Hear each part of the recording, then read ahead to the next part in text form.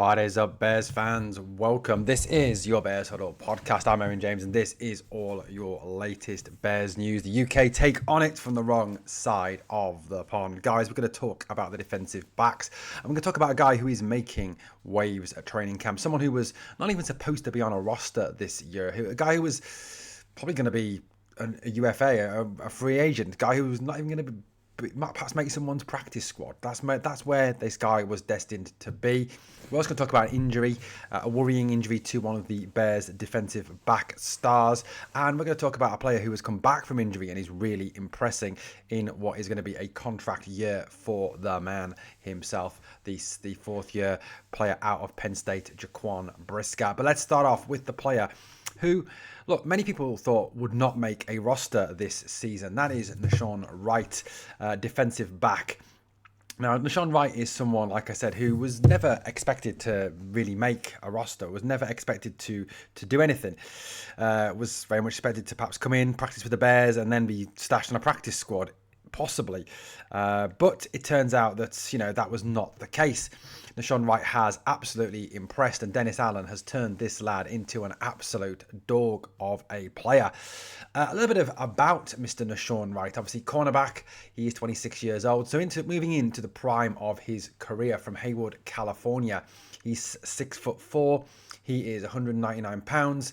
He went to James Logan High School in Union City, California. He attended Laney and then transferred to Oregon State and was actually a third-round pick in the 2021 draft. So certainly not not someone who was in a UDFA, not someone who was picked up off the waiver wire. This is a guy who was actually picked at the highest level, was picked at a third round. So a guy who, could well be seen as someone who could come in and contribute.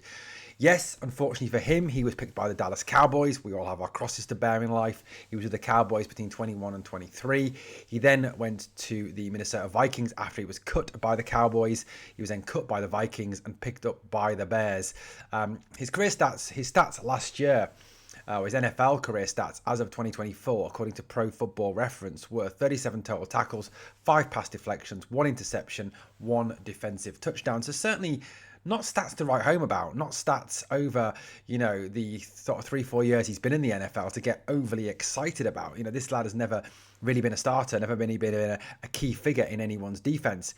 However, he's come to Chicago.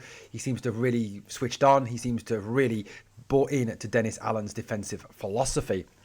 Now, look, whilst obviously Jalen Johnson is CB1 and is just an absolute superstar, despite obviously having to cope with that injury and missing the start of training camp, Tyreek Stevenson is CB2. I think, there is some, debate there that maybe Wright, who has been absolutely superb, could push Tyreek Stevenson all the way for that cornerback 2 role. That's certainly been the talk coming out of our training camp. Given how well this lad is doing, he is absolutely balling out. He is, quite frankly, one of the defensive stars of this training camp. This is what is coming out from a number of sources within Bears training camp. CHGO raving about him, Locked On raving about him, Chicago media raving about this lad. This guy, top player. So he could obviously form part of a very, very good cornerback rotation. Now, I'm not saying for a minute that Tyreek Stevenson is replaced, but, Tyreek obviously has had his question marks over his temperament, over his silly mistakes that he can make from time to time. But, having someone like Wright also pushing him may also help to get the best out of Tyreek Stevenson. If he understands and feels that there's someone coming up behind him who is, pushing for his place, it will cause him to raise his game as well. All the better for the Bears. The more quality players we have pushing to get into that starting defensive rotation, the better for the team. So Wright, definitely a name to watch out for coming out of training camp. Now, one downside so far to training camp is the injury to the newly re-signed Kyler Gordon.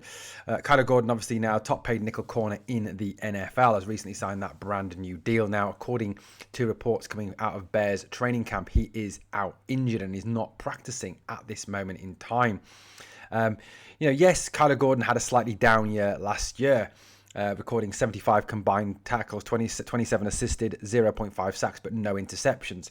Previous to that, in 2023, he recorded 2 interceptions and a sack, and in 2022, he recorded 3 interceptions. So, certainly someone who in the past has very, very much impressed, and certainly someone who is an outstanding player. Now, it is thought that he has a hamstring injury, and he did miss practice yesterday. Now, it is unclear as to how serious this injury is. There should be his update to his status once it is available. Apparently, he is being scanned and checked by the Chicago Bears medical staff. But it's obviously a big concern when someone like Kyler Gordon goes down injured, someone who it was really felt would be playing a massive key part in Dennis Allen's defense this year. Not only obviously as a nickel corner, but possibly as an outside cornerback, even as a safety at times, to back up Jaquan Brisker and Kevin Byard. There was talk of Kyler Gordon undertaking that role as well.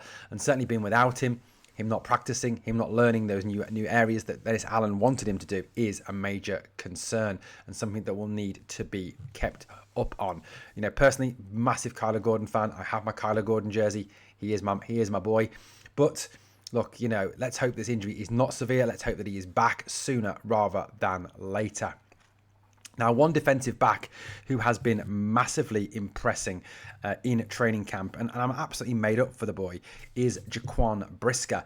Now, Brisker obviously missed a massive part of last season with concussion, and Brisker's obviously missed a lot of time due to those injuries that he's had. He's obviously going into his 4th year as well, so he's going into a contract year. This is a very, very good safety, a very, very fine player. In his years, 3 years with the Bears, certainly, like I said, injury has affected him. Last season he played only 5 games last season after previously playing 15 in 2023 and 15 in 2022. Like I said, I don't think he's ever perhaps fully lived up to what we thought we were getting when he was drafted. This is a good, physical, in-your-face kind of safety, real ball hawk kind of guy. Someone who's going to be a big, big difference on the defense. If you look over his stats from 2022 when he was drafted, started 15 games, 1 interception. He had 2 passes defense, 1 forced fumble, 1 fumble recovery, 104 combined tackles, which breaks down as 73 solos, 31 assisted, and 5 tackles for loss. Also had 4 QB hits. Back in 2023, 105 combined tackles, 68 solos, 39 assisted, 3 tackles for a loss, 3 QB hits. Add into that, of course, 9 passes defense, 2 forced fumbles, and 1 interception in 15 games. Last season, like I said, a real down year for him with only 5 games started.